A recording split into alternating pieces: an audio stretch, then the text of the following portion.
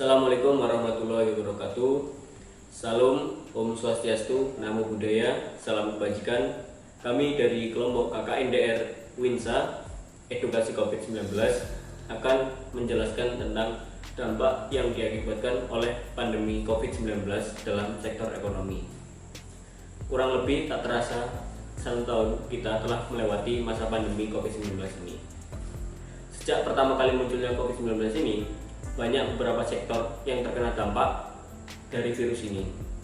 Di antara sektor tersebut, sektor yang paling mengalami banyak dampak ialah sektor pariwisata dan juga sektor ekonomi. Kemudian, dampak yang paling kentara di dalam sektor ekonomi yaitu menurunnya serta melemahnya konsumsi rumah tangga atau melemahnya daya beli masyarakat, yang dimana banyak dari perusahaan-perusahaan besar yang melakukan pemutusan hubungan kerja atau PHK bagi para karyawannya, sehingga banyak masyarakat yang terdampak yaitu menganggur dan minim pendapatan di masa pandemi ini. Kemudian selain itu, menurunnya tingkat wisata terutama bagi para wisatawan mancanegara sangat kentara, sehingga banyak hal yang telah dilakukan oleh pemerintah guna menanggulangi hal ini. Diantaranya ialah dengan diadakannya stimulus guna menggenjot pariwisata yang ada. Akan tetapi hal ini terlihat belum membuahkan hasil sama sekali, dikarenakan kian hari semakin banyak kasus baru yang muncul di Indonesia. Kemudian adanya pandemi ini membuat kita sebagai masyarakat harus beradaptasi dengan situasi normal baru atau new normal, yang dimana suatu hal yang biasa kita lakukan sebelumnya digantikan dengan kebiasaan yang baru yang akan kita lakukan nanti.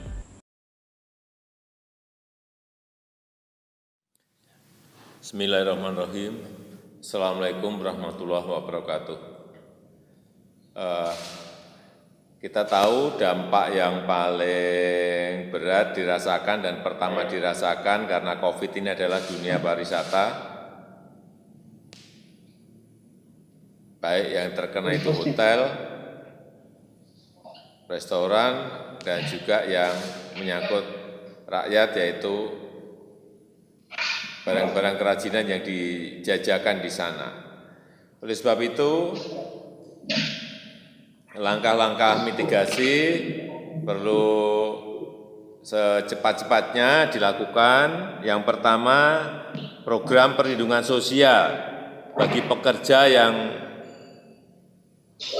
bekerja di sektor pariwisata ini betul-betul harus dipastikan ada dan sampai kepada sasaran.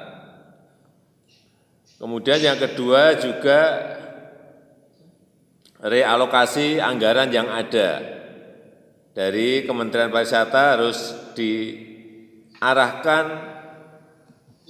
ke arah semacam, saya belum tahu barangnya apa, tapi semacam program padat karya bagi pekerja-pekerja yang bergerak di bidang pariwisata ini. Dan yang ketiga, penyiapan stimulus ekonomi bagi para pelaku usaha di sektor pariwisata dan ekonomi kreatif ini harus betul-betul dilakukan agar mereka bisa bertahan dan tidak melakukan PHK secara besar-besaran. Saya meyakini ini hanya sampai pada akhir tahun. Tahun depan akan terjadi booming di bidang pariwisata.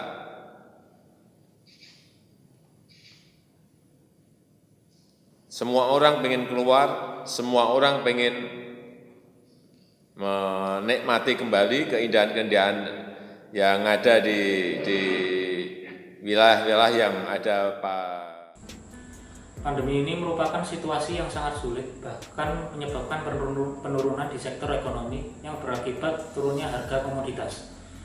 Oleh sebab itu, langkah yang dilakukan oleh pemerintah setidaknya menggait para pelaku usaha atau UMKM dengan memberikan bantuan berupa stimulus dan juga diberi bimbingan agar dapat bertahan serta menciptakan pasar yang produktif di masa pandemi, seperti dengan memanfaatkan era digitalisasi seperti saat ini.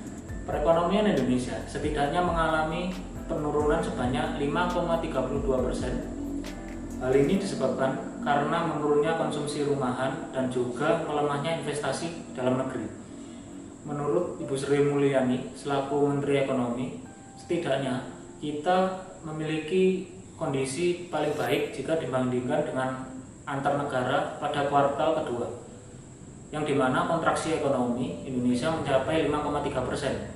Hal ini merupakan kontraksi yang sangat dalam jika dibandingkan dengan 10 tahun terakhir yang tumbuh di atas 5%.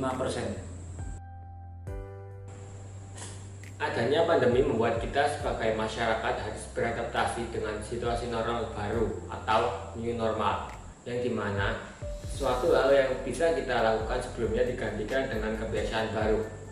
Dampak di bidang investasi dikarenakan ketidakpastian akan kapan berakhirnya pandemi ini menyebabkan lemahnya suatu usaha, di antaranya transportasi, penginapan, usaha warung, dan sebagainya. Merupakan beberapa bidang usaha yang terkena dampak paling parah dari situasi pandemi ini, sehingga tidak hanya perusahaan yang terpaksa melakukan PHK terhadap para karyawannya, transportasi seperti bis, angkot, dan juga maskapai penerbangan mengalami penurunan penumpang, serta usaha kecil yang harus terpaksa gulung tikar karena keadaan pandemi seperti ini. Terima kasih telah menonton video ini dan tunggu konten kami selanjutnya. Dan jangan lupa like, comment, share, dan subscribe channel ini. Sekian dari kami. Wassalamualaikum warahmatullahi wabarakatuh.